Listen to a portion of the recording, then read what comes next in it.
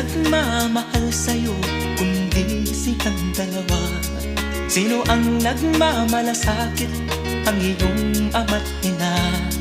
Sila ang naging daan, kaya ika'y nabubuhay sa mundo.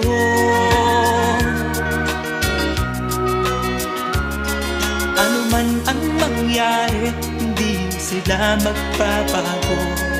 Ang mga magulang mo'y laging nagmamahal sa'yo. Kahit na nasasaktan, kahit na sila'y di mo pinapansin.